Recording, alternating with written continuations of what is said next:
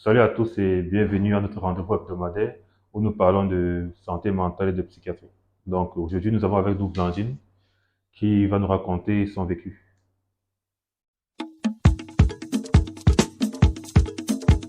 Bonjour Blandine, Bonjour, docteur. c'est comment? Ça va bien? Ok, d'accord. Donc à ton arrivée ici, quel a été le diagnostic qui t'avait été posé? Pendant que je suis arrivée ici, le diagnostic a été posé, c'était le trouble bipolaire. Ok. Mhm. Donc trouble bipolaire de type 1, ce dont nous allons parler aujourd'hui.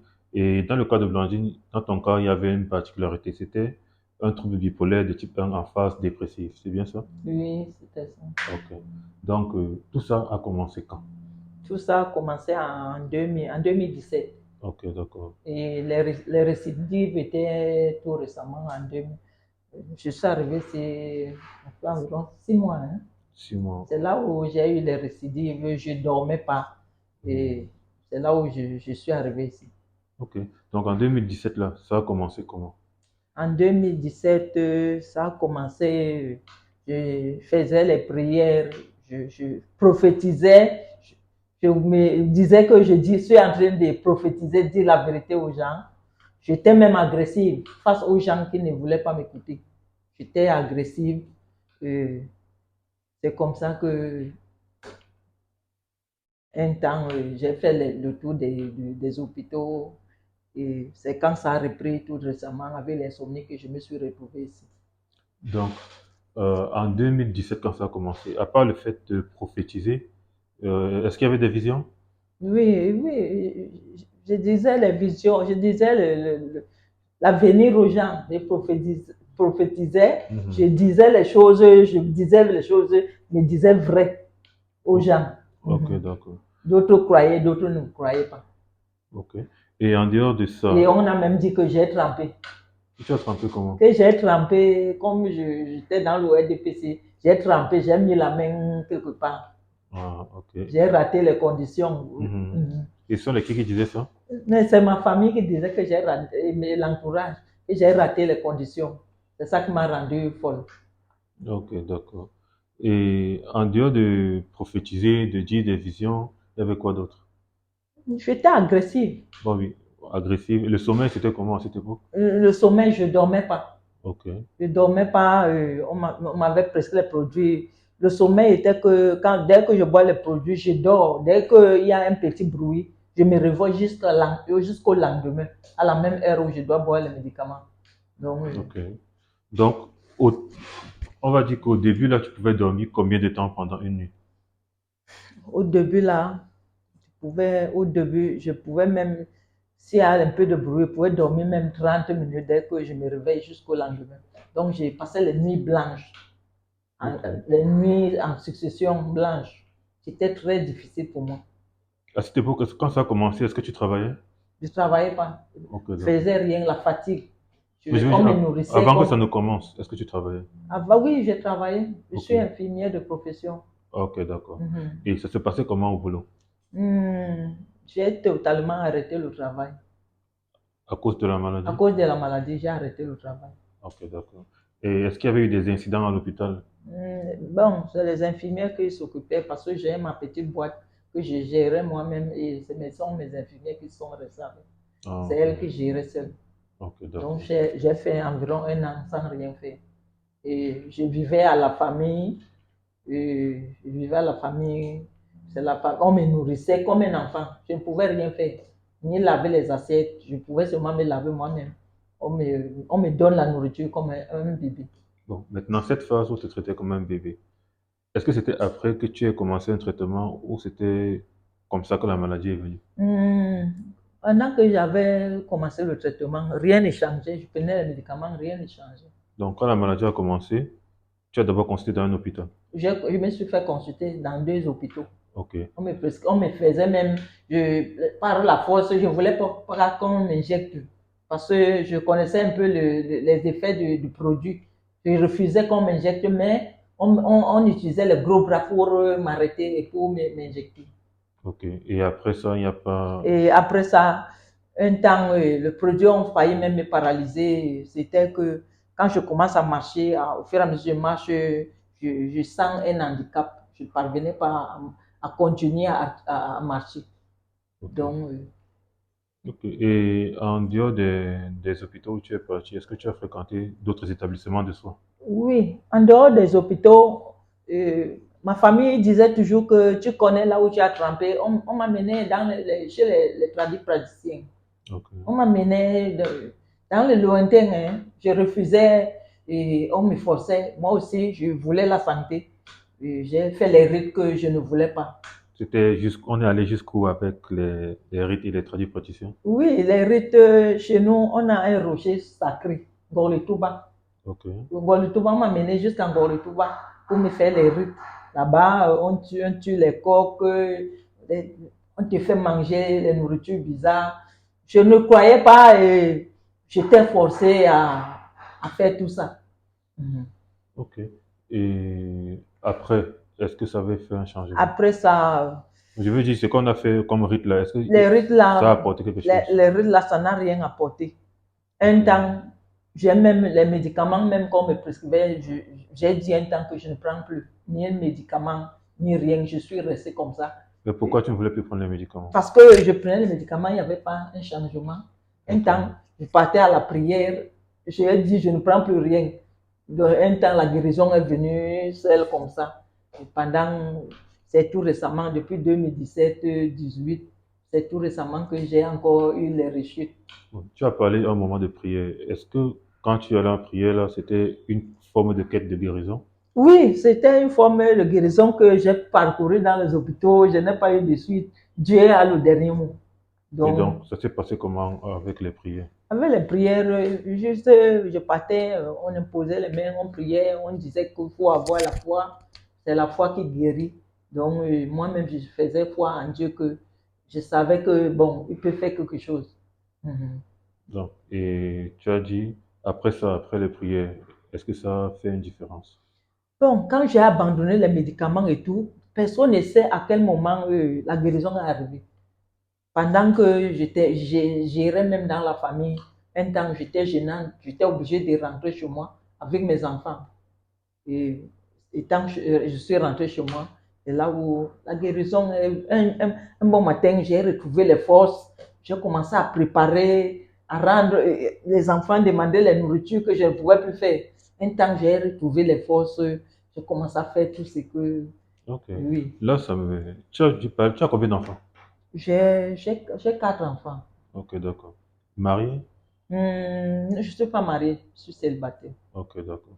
Maintenant, c'est vrai que tu as dit qu'à un moment, tes forces sont revenues et ça me donne l'occasion en fait, de clarifier un fait par Mhm. rapport au trouble bipolaire. Mhm. On appelle justement ça trouble bipolaire bi, MI pour deux, De deux. polaire, MI pour extrémité. Mhm. Donc, ça veut dire qu'on passe d'une extrémité où on a beaucoup d'énergie, comme celle que tu as décrite précédemment, Mhm. vers une autre extrémité, comme tu vas la décrire dans la suite, parce que c'est ce qui t'a amené ici, où on a très peu d'énergie. Mhm. Et entre les deux, il y a une phase où on est normal. Oui. Donc, justement, par moment, quand on redevient bien, comme tu t'es senti une fois que tu es retourné chez toi, Mhm. on peut avoir l'impression qu'on est guéri, mais pourtant c'est comme ça que la maladie évolue. Ce n'est pas forcément parce qu'un traitement a marché. Ok. Et c'est justement en ça que le traitement est intéressant, comme je t'ai fait comprendre que d'abord on soigne la crise, et après la deuxième phase, c'est d'éviter que les crises reviennent. Parce que le problème, c'est que ça passe le temps à changer en fait. Tu vois? Voilà. Tout récemment, j'ai abandonné le traitement. Mhm. Ça fait 2 semaines que j'étais ici. J'ai Mhm. abandonné le traitement. Je me disais que je suis guérie. Mhm. Après, les mêmes symptômes sont revenus. La fatigue, j'étais toujours fatiguée. Je ne pouvais plus rien faire. Ouais, justement. Donc c'est en On ça que était le... obligé toujours de me préparer la nourriture pour que je réchauffe pour manger. J'ai Mhm. commencé encore une autre galère. Ouais, c'est justement en ça que le traitement des troubles bipolaires, c'est un traitement à vie. Mhm. Donc, maintenant, on va revenir à ce moment où tu es retourné chez toi et que tout à coup, tu te sentais de nouveau bien et que tu arrivais à cuisiner des mets que tu ne pouvais plus faire pour tes enfants. Après ça, ça a continué comment? Après ça, j'étais bien, j'ai bien continué et tout. J'ai continué même le travail, j'ai repris tout. J'avais déjà la bonne pointe, tout le monde a senti que je suis revenue. Donc, j'ai repris toutes les activités normalement. Ma vie normalement, mes enfants et tout. le monde autour de moi. Donc, et maintenant, c'est à quel moment que cette crise qui t'a amené ici a commencé? Hmm. La crise qui m'a amené ici, je- ça a encore repris, encore, je crois que ça fait environ même 5 mois, hein. 5 mois. 5 mois que ça a repris encore. Et il y a Et 5 mois, il y a 5 mois, je bavardais plus, mais j'avais l'insomnie. Ça a commencé l'insomnie et la fatigue. Tout mon problème, l'insomnie et la fatigue. ça, il y avait quoi d'autre? Juste l'insomnie et la fatigue. Est-ce qu'il y avait la tristesse, des pensées de mort? Oui, non. Penser de mort, non, mais j'étais triste. Est-ce que tu pleurais seul? Je restais très soucieuse, anxieuse, voir un peu que si je meurs, mes enfants, qui vont prendre soin d'eux comme moi-même. Ok, d'accord. Je ne pense pas à me suicider. Au contraire, je cherche à vivre. Ok, d'accord. Mhm. Donc, à ce moment-là, donc, tu es arrivé ici. C'est là où je suis arrivée. Oui, et quand tu es arrivé, on t'a posé ce diagnostic de trouble bipolaire Oui. en phase dépressive. Mhm. Ok. Donc, depuis que tu as commencé le traitement ici, ça se passe comment? Depuis que j'ai commencé le traitement, euh, c'est d'abord mon fils qui m'a dit, mais c'est un bon docteur, hein. Ok. Comme il a fouillé dans Facebook, et je suis allée chez lui 2 nuits, il n'a pas pu dormir. Il a pris le téléphone, il a commencé à regarder les centres psychiatriques. Il me dit que je vois la notation, je vois Edimed qui a les bons points. C'est là où il a dit que je vois un numéro, je vais appeler. C'est là où il a appelé directement. On est venu ici. Ok. Et dès que je suis arrivé ici, ce jour, le produit que vous m'avez prescrit, je crois que c'est les palettes que vous avez tirées dans la moire, vous m'avez donné, je n'ai même pas acheté.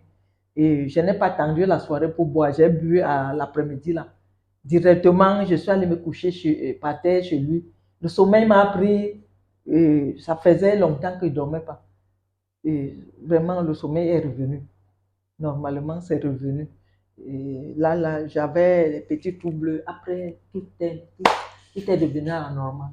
Ok, d'accord. Et donc, aujourd'hui, tu t'occupes comment? Hmm. Aujourd'hui, je m'occupe très bien de moi. J'ai eu les petits. Ces malaises sont revenus, ça fait quelques semaines encore, à cause de ma négligence. Hmm. Le stress encore revenu, la fatigue, je ne pouvais plus rien faire. Mais vous voyez, maintenant, je suis bien. Dès que tu as repris tes médicaments? Dès que j'ai repris les médicaments que vous avez changé, mais à l'instant même, ça n'a pas fait 2 jours, je me suis retrouvée. Mhm. Donc, Donc, oui, c'est ça. Comme donc, dans le cas présent, dans ton cas présent, comme je te l'ai dit, le traitement sera à vie. Mais toi, quand aujourd'hui tu regardes ta situation avec un traitement que tu dois prendre à vie, qu'est-ce que tu en penses? le traitement à vie, je suis infirmière. Je sais qu'il y a les gens qui vivent des médicaments. Donc, je sais que je peux aussi vivre. Maintenant, j'ai compris qu'en laissant les médicaments, c'est m'approcher de la mort. Donc, j'accepte de vivre avec ces médicaments jusqu'au dernier jour. Ok, d'accord. Bon. Et maintenant, après avoir vécu tout ça, ces accusations de sorcellerie que tu as mis ta main quelque part, d'être arrivé enfin ici et d'avoir eu une solution à tes problèmes, qu'est-ce que tu penses de tout ça? Qu'est-ce que ça t'a enseigné tout ça? Euh, ouais. Non, je crois que je peux dire, il y a l'ignorance. D'abord, il y a l'ignorance qui vit encore en nous. Et on accuse toujours le diable, mais il n'a pas toujours la place dans tout ce que nous vivons. Ok. Oui, il y a les maladies vraies, il faut son médicament et son traitement approprié. Vraiment, moi-même, je confirme aujourd'hui. Ok, d'accord. Ça c'est intéressant. Déjà, il faut le dire, hein, les troubles bipolaires, si on ne considère que la ville de Douala, rien que la ville de Douala, on est à peu près 30 000 personnes. Dans la seule ville de Douala, 30 000 personnes qui souffrent de troubles bipolaires. Donc, c'est pas une maladie rare, mais malheureusement, comme tu l'as dit, il y a le fait de l'ignorance. Très souvent, ce sont des gens qui vont être violents, comme ce fut le cas chez toi au début, au point où on va les attacher à la maison ou les enfermer dans une chambre. Mhm. les gens qui vont fuir la maison, ils vont vivre dans la rue, ou d'autres qui vont plutôt être tellement tristes qu'ils vont vouloir se suicider. Donc, en tout cas, ce qui est bien est bien. En fait, ce qui est bien, je ne sais pas comment ils se font ça dans notre langage, mais la bonne chose, c'est qu'aujourd'hui, tu as trouvé un médicament qui te permet de mener ta vie normalement. Ok. Donc, merci encore d'avoir partagé avec nous ton expérience. Et on espère que si jamais, s'il y a des gens qui se retrouvent dans ton histoire, Oui. qu'ils sachent vers où trouver une solution à leur problème. Merci. Ok, merci, docteur.